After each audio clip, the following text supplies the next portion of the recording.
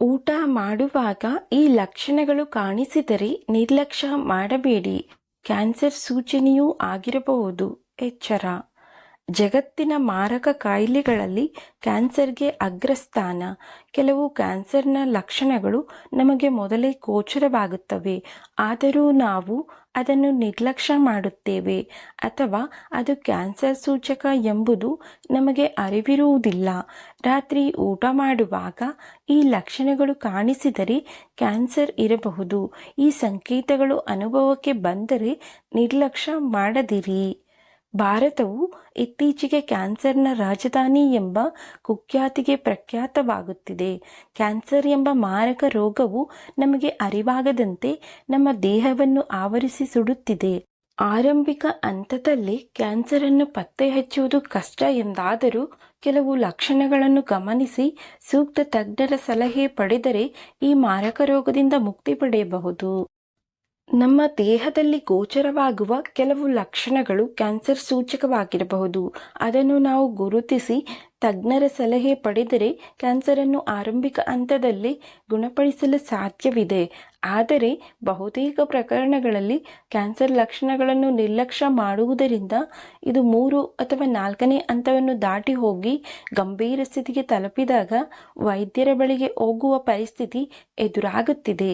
ತಜ್ಞರ ಪ್ರಕಾರ ನೀವು ಊಟ ಮಾಡುವಾಗ ಕೆಲವು ರೋಗ ಲಕ್ಷಣಗಳನ್ನು ಕಾಣಿಸಬಹುದು, ಆದರೆ ಕೆಲವೊಮ್ಮೆ ಈ ಲಕ್ಷಣಗಳನ್ನು ಎದೆಯುರಿ ಅಥವಾ ಆಸಿಡ್ ರಿಫ್ಲೆಕ್ಟ್ ಎಂಬ ಗಣನೆಗೆ ತೆಗೆದುಕೊಳ್ಳುವುದಿಲ್ಲ. ಈ ತಪ್ಪು ತಿಳುವಳಿಕೆಯು ಗಂಭೀರ ಸಮಸ್ಯೆಗೆ ಕಾರಣವಾಗುತ್ತದೆ. ಆದರೆ ಯಾವುದೇ ಕಾರಣಕ್ಕೂ ಈ ರೋಗ ಲಕ್ಷಣಗಳನ್ನು ನಿರ್ಲಕ್ಷ್ಯ ಮಾಡದಿರಿ. ಊಟದ ಸಮಯದಲ್ಲಿ ಗುರುತಿಸಬಹುದಾದ ಕ್ಯಾನ್ಸರ್ ಚಿಹ್ನೆಗಳು: ನುಂಗಲು ಸಾಧ್ಯವಾಗದೇ ಇರುವುದು, ಇದನ್ನು ಡಿಸ್ಪೇಜಿಯಾ ಎಂದು ಕರೆಯಲಾಗುತ್ತದೆ. ತಿನ್ನುವಾಗ ನುಂಗಲು ನೋವು ಅಥವಾ ಅಸ್ವಸ್ಥತೆ ಉಂಟಾಗುವುದು, ಆಹಾರವು ಗಂಟಲು ಅಥವಾ ಎದೆಯಲ್ಲಿ ಸಿಲುಕಿಕೊಂಡಂತೆ ಅನಿಸುವುದು ನೀವು ಗಮನಿಸಬೇಕಾದ ಒಂದು ಲಕ್ಷಣವಾಗಿದೆ. ಕೆಲವರಿಗೆ ಊಟ ತಿನ್ನುವಾಗ ಉಸಿರುಗಟ್ಟಿದ ಅನುಭವವೂ ಆಗಬಹುದು. ಈ ರೋಗಲಕ್ಷಣಗಳು ಕಾಲಾನಂತರದಲ್ಲಿ ಕ್ರಮೇಣ ಹದಗೆಡುತ್ತವೆ, ನೋವು ಹೆಚ್ಚಾಗುತ್ತದೆ, ನಿಮ್ಮ ಅನ್ನನಾಳವು ಬೆಳೆಯುತ್ತಿರುವ ಕ್ಯಾನ್ಸರ್ನಿಂದ ಕಿರಿದಾಗುತ್ತದೆ. ವೈದ್ಯರ ಪ್ರಕಾರ ಇದು ನಿಮ್ಮ ತಲೆ, ಕುತ್ತಿಗೆ, ಬಾಯಿ ಮತ್ತು ದವಡೆಯ ಮೇಲೆ ಪರಿಣಾಮ ಬೀರುವ ಕ್ಯಾನ್ಸರ್ನ ಸಂಕೇತವಾಗಿರಬಹುದು. ಈ ಕ್ಯಾನ್ಸರ್ಗಳಲ್ಲಿನ ಗಡ್ಡೆಯು ಬೆಳವಣಿಗೆಯು ನಿಮ್ಮ ಬಾಯಿ ಅಥವಾ ಗಂಟಲಿನ ಸ್ನಾಯುಗಳು ಹೇಗೆ ಕಾರ್ಯನಿರ್ವಹಿಸುತ್ತವೆ ಎಂಬುದರ ಮೇಲೆ ಅಡಚಣೆಗಳು ಅಥವಾ ಬದಲಾವಣೆಗಳಿಗೆ ಕಾರಣವಾಗಬಹುದು. ನಿರಂತರ ಅಜೀರ್ಣವು ಸಾಮಾನ್ಯ ಜೀರ್ಣಕಾರಿ ಸಮಸ್ಯೆ ಎಂಬುದು ನಿಜ. ಎಲ್ಲ ಸಮಯದಲ್ಲೂ ಇದು ಕ್ಯಾನ್ಸರ್ನ ಲಕ್ಷಣವಾಗಿರಬೇಕು ಎಂದೇನಿಲ್ಲ. ಆದರೆ ಎದೆ ಅಥವಾ ಹೊಟ್ಟೆಯಲ್ಲಿ ಸುಡುವ ಸಂವೇದನೆ, ಹೊಟ್ಟೆಯುಬ್ಬರ, ಪದೇ ಪದೇ ಹೊಟ್ಟೆಯುಬ್ಬರ, ನೋವು ಕಾಣಿಸಿದರೆ ನೀವು ವೈದ್ಯರನ್ನು ಭೇಟಿ ಮಾಡಬೇಕಾಗುತ್ತದೆ. ಇದು ಅನ್ನನಾಳದ ಕ್ಯಾನ್ಸರ್ ಆಗಿರಬಹುದು ಎಂದು ತಜ್ಞರು ಅಭಿಪ್ರಾಯಪಡುತ್ತಾರೆ. ಬೇಗನೆ ಹೊಟ್ಟೆ ತುಂಬಿದಂತಾಗುವುದು: ಕ್ಯಾನ್ಸರ್ನ ಇನ್ನೊಂದು ಚಿಹ್ನೆ ಎಂದರೆ ಸ್ವಲ್ಪ ಊಟ ಮಾಡಿದರೂ ಬೇಗನೆ ಹೊಟ್ಟೆ ತುಂಬಿದಂತಹ ಭಾವನೆ ಮೂಡುವುದು. ಈ ಸಂದರ್ಭದಲ್ಲಿ ಇದು ಹೆಚ್ಚಾಗಿ ಉರಿಯೂತದ ಕರುಳಿನ ಸಹಲಕ್ಷಣಗಳು, ಜಠರ, ಹುಣ್ಣುಗಳು ಅಥವಾ ಕಳಪೆ ಹಸಿವು ಎಂದು ನಮಗೆ ಅನ್ನಿಸಬಹುದು.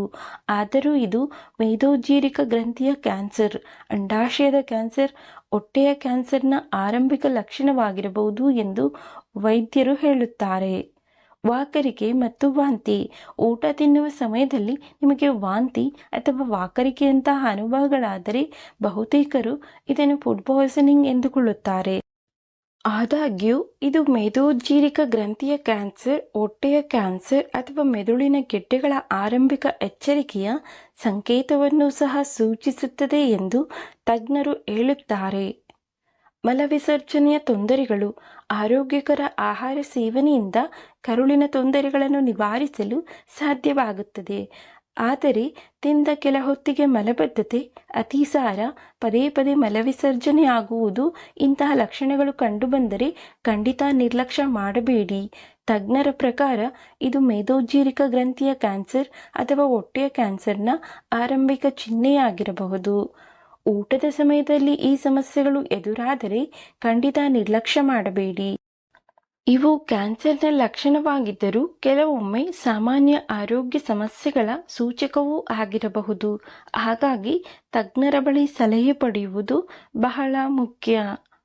ಸ್ನೇಹಿತರೆ, ಈ ಮಾಹಿತಿ ನಿಮಗೆ ಇಷ್ಟ ಆಗಿದ್ದರೆ ದಯವಿಟ್ಟು ನಮ್ಮ ಚಾನಲನ್ನು ಸಬ್ಸ್ಕ್ರೈಬ್ ಮಾಡಿ, ವಿಡಿಯೋಗೆ ಲೈಕ್ ಮಾಡಿ, ಶೇರ್ ಮಾಡಿ, ಸಪೋರ್ಟ್ ಮಾಡಿ.